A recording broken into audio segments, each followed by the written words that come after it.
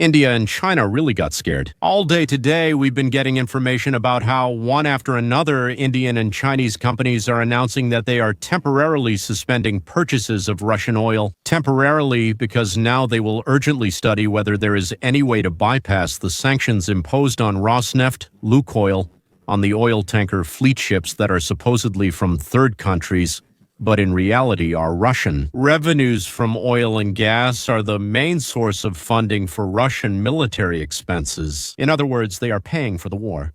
A decline in energy revenues could lead to slower economic growth, lower wages in the defense industry, and problems with paying government contracts and social obligations. And social obligations, ladies and gentlemen, are something that really makes people furious. Furious when they aren't paid. Analysts respond that a significant decline in oil revenues could become one of the main factors limiting the duration and intensity. Duration and intensity are different things. The Russian military campaign. You can conduct it slowly, dig in, and shoot a little from there. Now, for the first time, Russia has announced its planned military spending for 2026. Previously, they were just increasing these expenses. What does that suggest? It indicates that the impact of oil sanctions and the decline in exports are affecting the resources available for waging war. So what's happening? Taking into account the existing tariffs, punishing India because they trade, buy, and deal in Russian oil. So, a 50% duty on all goods they bring to us. Mostly it's 50% with some exceptions. The value of their goods, which must be paid when importing goods into the United States of America, increased by 50%. Trump has repeatedly assured that India will soon reconsider, and by the end of 2025, that is, in another 2 to 2.5 months, it will practically stop. They will stop importing Russian oil.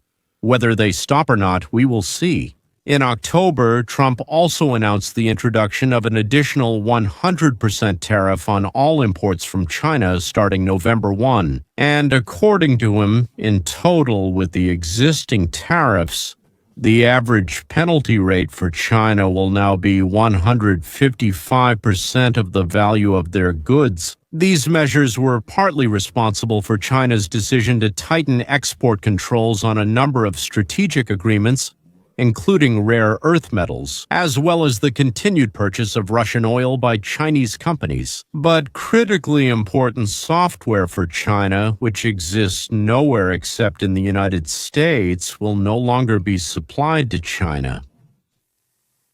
Here, in both cases, the American administration links the easing of sanctions and tariffs to India and China refusing to cooperate with Russia. Well, especially in the field of energy, of course. That's what I think is meant. I think the military aspect won't be very appealing either.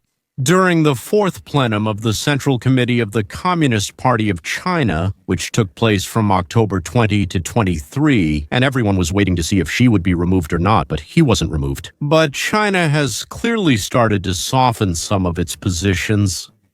For example, several Chinese companies have begun to limit their maritime purchases of Russian oil, and indeed, at the same time, they tighten control over the export of strategic materials. But according to general opinion, this is to increase their leverage. Leverage, I can't say exactly in negotiations, I mean, to have more in negotiations, so to speak. Well, like a hammer hanging over your head, let's put it that way.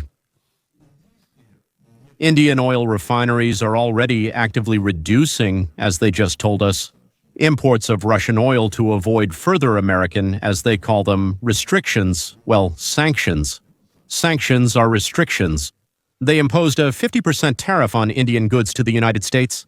Sanctions will sharply reduce Indian exports to the United States, especially in vulnerable industries where there are plenty of competitors. These are textiles, jewelry, furniture, seafood, and other labor-intensive goods from Indian exports to the United States.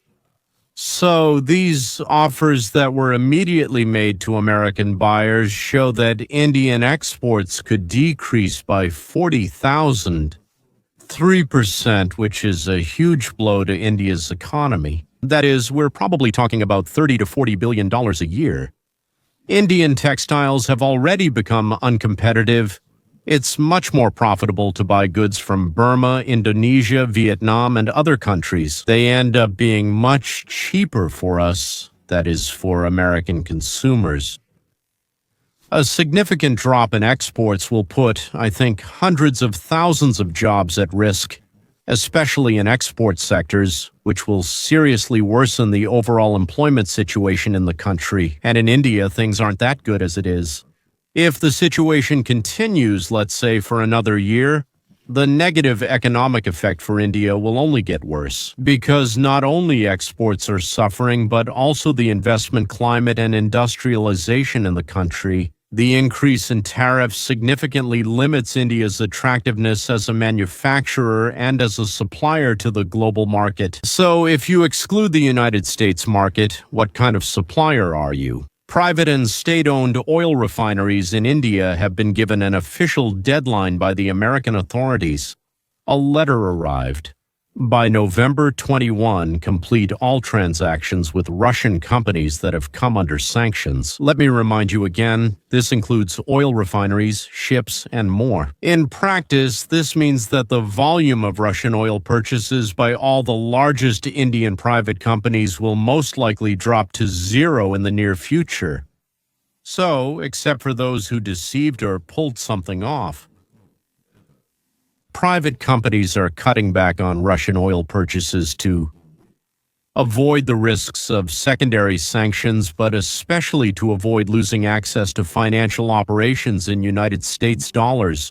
And we said, guys, if you keep doing business with Russia, we'll cut you off from dollar transactions, settle in rupees and rubles. And the Gulf countries, by the way, immediately offered India to replace Russian oil with their own. Saudi Arabia, Kuwait, Iraq, and I think the Emirates started negotiations with India about supplying large quantities of Middle Eastern oil.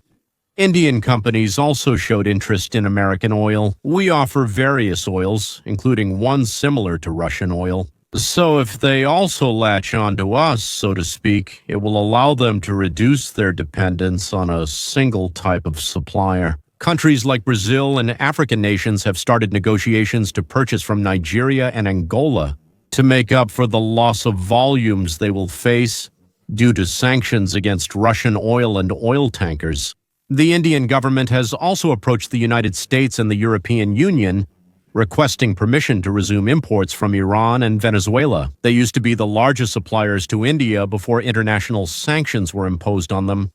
Chinese private oil refineries are either stopping or significantly reducing their purchases of Russian oil for now. Chinese players have suspended sea shipments, not the pipeline. Oil is still flowing through the pipeline. We're referring to nearly all major Chinese companies, mainly due to fears of secondary sanctions and potential losses. Well, let's say the ability to use Western financial and insurance systems. Here, the European Union has hit them hard. The fact that ships transporting oil won't be able to get normal insurance. By the way, insurance costs have increased fivefold since the day before yesterday, just so it's clear. Also, they could face arrests, delays, or other issues on the way. This really scares the Chinese. They absolutely don't want their oil refineries to stand idle. So, the seaborne oil that is delivered by sea from Russia amounts to approximately 1.4 million barrels per day. Now these purchases have been temporarily put on hold. Traders and companies are reviewing contracts and looking for alternatives. And since many deals can't be completed without the involvement of international banks and insurance companies, international banks want to work in dollars, and insurance companies are afraid of the European Union. In the coming month, the volume of Russian oil purchases, especially by private companies, will decrease significantly. And it's already been calculated that even what has already been communicated to Russia that they won't be buying is already an 8% drop on an annual basis. That's a huge decline. A significant reduction in Russian oil purchases by India and China could seriously hit the Russian budget and economy due to the loss of one of its main foreign trade markets. They've already lost Europe. So revenues from oil and gas make up about a quarter, no, I would even say a third, Of all of Russia's budget income, India and China were the main sources of Moscow's petrodollars. After leaving the European markets, to reorient sales to some other countries, you need to build different infrastructure and constantly worry about the arrest of ships. In addition, you have to offer intermediaries and buyers a bigger discount than what is currently being offered. The current discount. They trade in the shadows, so they have a discount of $12–14 per barrel. And when reorienting, you'll have to add another $2–4 per barrel. Which, well, almost makes all this trade pointless. Especially since it takes longer to transport, there are more expenses, problems with insurance increasing fivefold, and so on. In general, Western experts believe that further pressure on Russia's oil and gas revenues is an effective tool to reduce Russia's ability to continue the war against Ukraine. So, according to a number of analysts, if these trends continue, Ukraine and its allies will gain a new advantage in the negotiation process, and long-term financing of the war will become more and more difficult for Russia. This is what a serious reduction in revenues from oil products and gas means: delays in the delivery of new weapons, modernization of equipment, and payments to contractors in the defense sector. With a shortage of budget revenues, payments to the military, the purchase of ammunition, and support for infrastructure, especially in the combat zone, may suffer. Analysts note that military spending may be the last to suffer from cuts, but a prolonged shortage of oil revenues will force the Kremlin to optimize this segment as well, reducing not only non-core but also military expenses and military budget items. Overall, the reduction in oil production and the decline in oil and gas export revenues pose a serious threat to the future financial support of the Russian army and the ability to sustain a large-scale war. Most analysts believe that Russia is capable of continuing the war with Ukraine for another 2 years, despite the worsening economic situation, because there is a margin of safety, and in addition, defense spending will be given priority. But what does priority mean? Does it mean underpaying in some other areas? And usually social programs suffer. So, a 20–30% drop in oil revenues, well, that's to support the army, buy weapons, and maintain infrastructure. And in 6 to 7 months, Russia will start to feel a financial crunch from the sanctions imposed on Rosneft, Lukoil, and everything else. During this period, from 6 months to 2 years, Russia will have to come to an agreement with Ukraine and the West. Otherwise, cuts to social programs and pensions will begin. Will start to lead to unrest, agitation, riots, and uprisings in Russia, because Russians only revolt when their children have nothing to eat. A child cries and says, "I want to eat," but there is no food. There are noodles, we'll feed them noodles. There's rotten potatoes, rotten cabbage.